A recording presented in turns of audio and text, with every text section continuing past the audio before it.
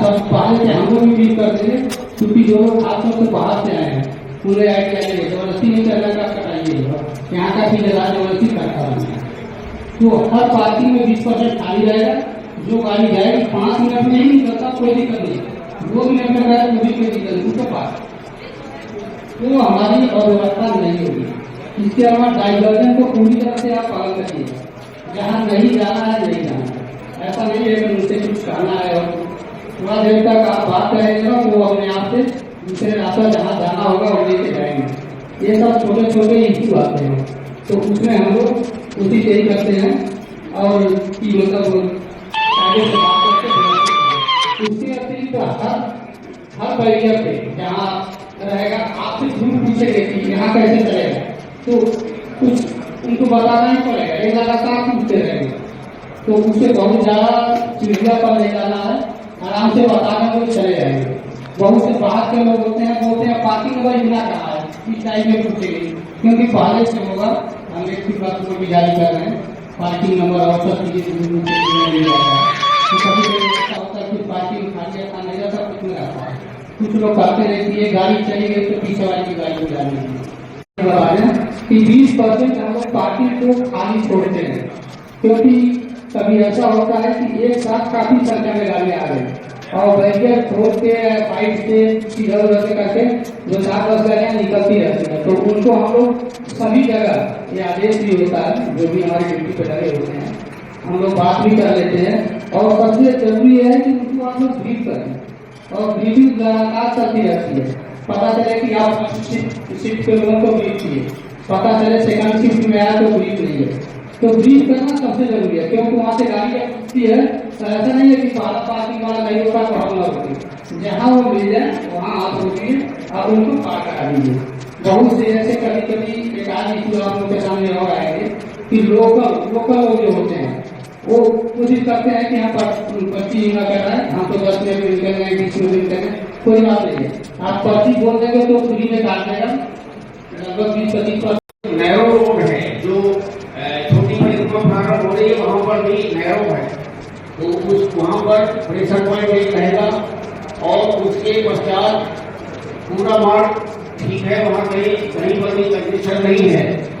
फिर अगला जो दबाव का जो है वो राधापुर के पास है, तो राधापुर की गली में ये रहती है, अगर बहुत दबाव होगा तो वहाँ के अधिकारी निर्णय लेंगे, राधापुर की गली में प्रवेश नहीं करने देंगे, उनको सीधे परिक्रमा मार्ग पर भेजेंगे। मंदिर है और ये जमनौता चौराहा है, ये यहाँ पर जमनौता चौराहा है, ये है ना,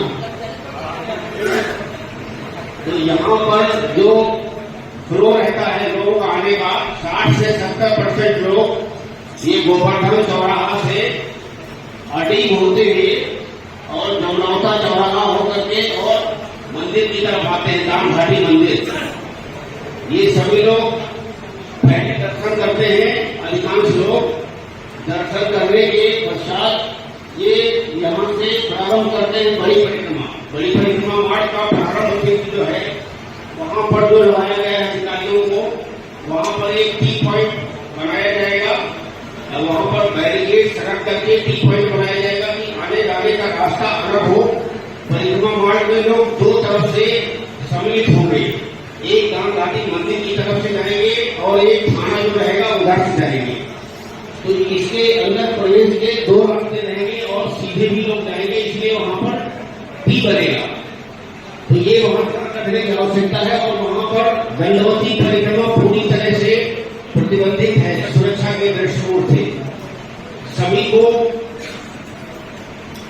बताना भी है कि दंडवती परिक्रमा पूरी तरह से प्रतिबंधित है और वहाँ पर जो लोग रहेंगे उनकी कॉन्टिन्यूअस ड्यूटी है, शिफ्ट वाइज ड्यूटी वहाँ पर लगाई गई है। कोशिश किया जाएगा कि अगर और जरूरत होगी तो और पुलिस बल वहाँ पर दिया जाएगा, ये बहुत महत्वपूर्ण पॉइंट है। एक बार शुरुआत में अगर संदेश मिल जाएगा श्रद्धालुओं को तो पूरी परिक्रमा वो उसी आस्था और श्रद्धा के साथ पूरी करेंगे। तो ये जहाँ से परिक्रमा प्रारंभ होगी और फिर इसके बाद ये पूरा एक सुपर जोन है, ये बड़ी परिक्रमा का एक सुपर जोन पूरा बनाया गया है जिसमें 2 जोन है। यहाँ से लेकर के यहाँ तक एक है, लास्ट तक राजस्थान की सीमा तक, और एक आगे है। तो यहाँ पर आगे कई मंदिर हैं, उसमें लोग दर्शन के लिए जाते हैं। आप लोगों को ध्यान रखना है, दर्शन के लिए किसी को रोकना नहीं है। सामान्यतः 10% लोग इस दर्शन के लिए जाते हैं, बाकी सभी केवल परिक्रमा लगाते हैं। तो बीच में संकर्षण कुंड है, श्रीनाथ मंदिर है, और एक मंदिर और है वहां पर, फिर पूछने का लोठा है, और फिर जतीपुरा। जतीपुरा बुखार बिंदु पर जो अधिकारी रहेंगे उनका विशेष ध्यान रखने की आवश्यकता है कि वहां से बुखार बिंदु की तरफ जो जाने का मार्ग है, अगर बुखार बिंदु पर अत्यधिक दबाव होगा तो वहां से बंद कर दिया जाएगा, उनको सीधे परिक्रमा मार्ग पे भेजा जाएगा। तो जतीपुरा का ये है, यहाँ से बुखार बिंदु है, तो बुखार बिंदु से सीधे ये जैसे यहाँ पर जाओगे जो वो प्रधान रोड है, मानसी गंगा की तरफ फिर नहीं जाने देंगे, जब दबाव होगा। एक अरेंजमेंट है 2-3 जगह पर, बाकी श्रद्धालुओं को अधिक से अधिक जो रूट निर्धारित है उसी रूप से जाने देना है। किसी को कहीं पर रोकने की आवश्यकता नहीं है, उसको रेगुलेट करने की आवश्यकता है। 3-4 जगह पर होल्डिंग एरिया बनाए गए हैं, बाईपास बना हुआ है, वहां पर भी जो छठीकला की तरफ से आते हैं वहां से भी गाड़ियां बाईपास पे चली जाएगी। बाईपास पे वहां पर भी पार्किंग कर सकते हैं। पार्किंग पर्याप्त संख्या में बनाई गई है। जो लोग लगे हैं उनका ये उद्देश्य है कि वो किसी भी तरह से वाहन को सड़क पर न खड़ा होने दें। ये महत्वपूर्ण बिंदु है इसके। ये जो स्थायी चौकियां भी बनाई गई हैं, और 6 स्थायी चौकी पहले से है, और अस्थायी चौकी अलग।